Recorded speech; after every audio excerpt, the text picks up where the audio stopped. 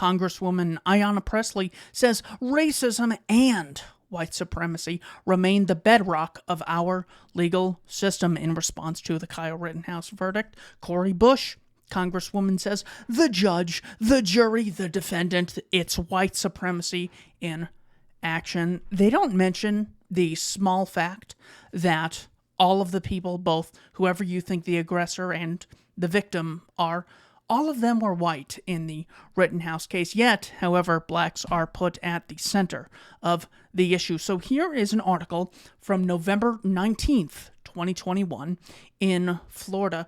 Andrew Coffey IV, black gentleman, found not guilty on all counts of murder, attempted first-degree murder, from reporter Stephen King. Andrew Coffey was found not guilty on all counts of murder and attempted first-degree murder. Friday, Coffey is accused of firing at Indian River County Sheriff's deputies during an early morning drug raid at his home back in 2017. His girlfriend, Alteria Woods, was caught in the crossfire. Ooh, caught. So it's not that cops invaded the house based on a victimless crime and murdered an innocent woman. She was just caught. You know, kind of like when you're walking and you just catch your foot in like a crack in the sidewalk. She was just caught. It's no one's fault. It's not the fault of the cops who invade the house and initiate violence against a peaceful person. She was just caught. No one's really at fault. Shot 10 times and later died? So it's not that she was murdered by the police whose bullets exited their gun and entered into her body and killed her. She just died. You know, sort of like how someone who's like 100 years old will sort of just die of old age. She just died. No one's really at fault. Coffey was charged with the murder of Woods after a grand jury exonerated 2 law enforcement officers for her death. Before the case went to the jury's hand, Coffey took the stand to defend himself, blaming deputies for his girlfriend's death. Correctly so. The defense said Coffey was asleep and thought the flash bang was gunfire, so he fired his gun because he thought he was under attack. He says, I was trying to protect me and Alteria, and I thought I was doing that, but I feel I didn't protect her. I can't sleep with that. They killed her, Coffey said. The prosecutor said deputies did announce they were there. Okay, never mind then. So it's all right if I break into a police department and point guns at them and start shooting, so long as I first announce that I'm there. It's okay if the Koch brothers and the Catholic Church and the Libertarian Institute start invading people's houses, so long as we first announce that we're invading the house. Or maybe we just say that we have a boss and our boss told us to do this and we blindly obey our boss. So you can't hold us accountable for anything we do. What a joke. These cops are so pathetic. They say Coffey fired at deputies, as any sane person should, and they returned fire. Well, they're the ones who broke in, so he was right to do so. Coffey was found guilty on account of possession of a firearm by a convicted felon, which could have a penalty up to 30 years in prison. That, they said, is going to take place in January. I'll keep my eye on that. He was also found not guilty in the murder of Woods. The Indian River County Sheriff, Eric Flowers, released a statement following the verdict. It's disappointing. You know what? It is disappointing that the people who say they're here to protect and serve us are actually the ones most likely to initiate violence against us. That this jury did not see. Oh no, they saw. It's not that they were blind. It's not that they had severe brain damage that stopped them from reasoning. They just saw one aggressor and one victim, and they were, by the grace of God, able to see who was who. The tragic death, again, death, sort of like how up here, when she just died, it's not that anyone wanted it to happen. It was just a death. No, it's not a death. Your goons, your employees, murdered her. The tragic death. Well, if it was so tragic, I'm sure you've fired the people who were responsible for the murder and are making them pay compensation to the family for any would-be life insurance policy. of Alteria Woods occurred as a direct result of, it's always good when you're reading the enemy's work to see if you can guess what they're about to say while giving them a large amount of credit. So the death of Alteria Woods occurred as a direct result of the officers entering the home against the home of a peaceful person based on a charge that did not have a victim, a victimless crime, and they started shooting and they killed her. That's what it was a direct result of.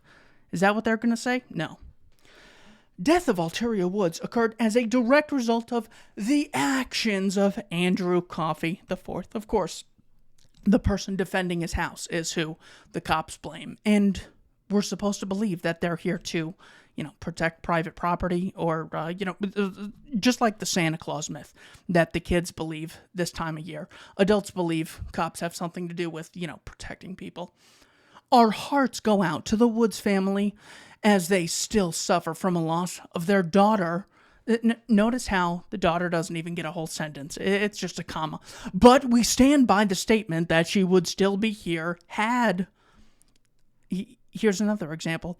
She would still be here had your cops, had your badge-wearing, costume-wearing psychopaths not invaded the house based on an alleged victimless crime.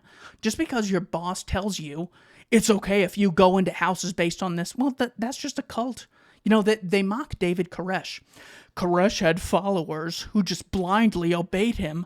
Well, what do you badge wearers do? We're just following the law. There's no difference between you people and a cult. But we stand by a statement that she would be here had Coffey simply complied. Yes, all slaves would not get shot if they simply complied. All rape victims would be totally fine if they simply complied. All kidnapping victims would be fine if they simply complied. All human trafficking victims will be fine so long as they comply. So if I go up to an officer and I say, hey cop, I'm going to shoot you if you don't hand me over some money, and he doesn't hand me over some money, he would have been fine had he simply complied. Well, whose fault is that? See, compliance is not the root of morality. Voluntarism and self-ownership is. With law enforcement, well, of course, that's all nonsense. Here is another story from NBC News. No charges for Colorado officer who killed Hero, who stopped mass shooting. The officer had objectively reasonable grounds to believe he and others faced imminent danger when he was fatally shot by bystander John Hurley. Here again, we have an example of the police being the double standard. So whereas Corey Bush and Ayanna Pressley say, there's a terrible double standard, white versus black. Actually, I agree with you that there is a double standard. The double standard is actually government officials versus peaceful people. Jonathan Hurley was actually the one stopping a mass shooter. And it turns out the cops just killed Jonathan. Of course, none of them were fired, not even a slap on the wrist. Let's keep going. Death of Ryan Whitaker. Phoenix officer accused of fatally shooting Ryan Whitaker to be terminated. Ryan Whitaker, 40, was killed in his Ahwatukee home in May 2020. Body camera footage shows Ryan Whitaker step out of his apartment with a gun, and Phoenix officers fatally shoot him seconds later. What that headline doesn't include is that the officers knock on his door at 2 a.m. after they had gotten off the phone with a neighbor who said, they're making some noise, but no, it doesn't sound like it's dangerous or anything. So the cops knock on the door and then step out of the vision of the peephole. So Ryan doesn't know what he's opening the door to, sees the cops, goes to set his gun down, and the cops, of course, murder him. Well, Jacob Blake was reaching for a weapon, but of course they never mentioned that. Kelly Thomas, another white man murdered by the police. Of course, this one was unarmed. Officers acquitted in the homeless man's death. Regarding Kelly Thomas in Santa Ana, California, 2 California police officers who were videotaped in a violent struggle not a struggle. They initiated violence against a peaceful person with a homeless man during an arrest, were acquitted Monday of killing him. The death of Duncan Lemp. Cops invade the house of another peaceful person and murder him just as he's waking up. The death of Justine Damon. Killing. She was actually murdered by this man who was a police officer in Minnesota, and this is her image. Ashley Babbitt was murdered by a guy, I think his name was Martin Bird, who worked in Washington, D.C. Of course, this doesn't get... she, of course, was unarmed. The cop, obviously, armed. The very clear reason we never hear about this, but hear so much about all of the other incidences. Disturbing video shows Dallas officers joking as they restrain man who died. They didn't mention his race, and they also said he died. Notice they didn't say cops killed white man. Of course not. Disturbing police body camera footage released Wednesday shows a man being restrained by Dallas officers before his death and yelling, "You're gonna kill me." The footage showing the August 2016 death of Tony Timpa in Dallas shows an officer pinning him to the ground with his hands behind him for nearly 14 minutes as the 32-year-old eventually becomes unresponsive. So this was the white George Floyd of 2016. Of course, got as much media attention as you would expect. Look, for the same reason, the Mormon Church doesn't, spend a lot of time talking about arguments against the legitimacy of Joseph Smith. Well, they have an agenda. Well, the mainstream media, the corporate press, has an agenda. Keith Knight Don't Tread on Anyone in the Libertarian Institute has an agenda. Everyone does. And until we realize that, we're going to keep getting conned and we're going to keep falling into this false divide. Thomas Sowell always says the reason so many people misunderstand so many issues is not that these issues are so complex, but that people do not want a factual or analytical explanation that leaves them emotionally unsatisfied. They want villains to hate and heroes to cheer, and they don't want explanations that do not give them that. So, here you go. Here we have villains to hate and heroes to cheer. For the people out there who can't analyze things on principle, here's an article from RT.com, Russia Today. On the day whistleblower Chelsea Manning is released from prison, RT looks back on collateral murder, the most explosive revelation from Manning's leaked documents, a haunting video depicting U.S. military killing Iraqi civilians. Here's an image of the encounter. The collateral murder video shows an aerial attack carried out by a U.S. Apache helicopter in East Baghdad in 2007, which killed more than a dozen people. Two Reuters staff journalists, Namir Noor Eldin and camera assistant Saeed Shamag, were killed in the attack, along with driver Salah Mashter Tamal, whose two children, Syed and Doa, were injured when the U.S. opened fire as their father attempted to help the injured. There is the great divide.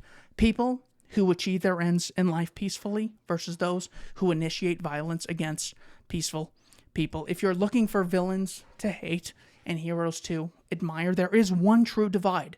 As Mark Passio likes to say, there is only one true divide that separates humanity into two distinct types of individuals.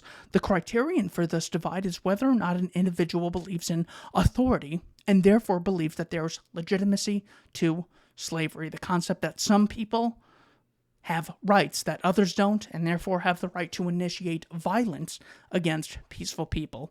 Whether it's your local thief, local rapist, or people in the World Economic Forum trying to pass legislation stopping people from engaging in voluntary interactions.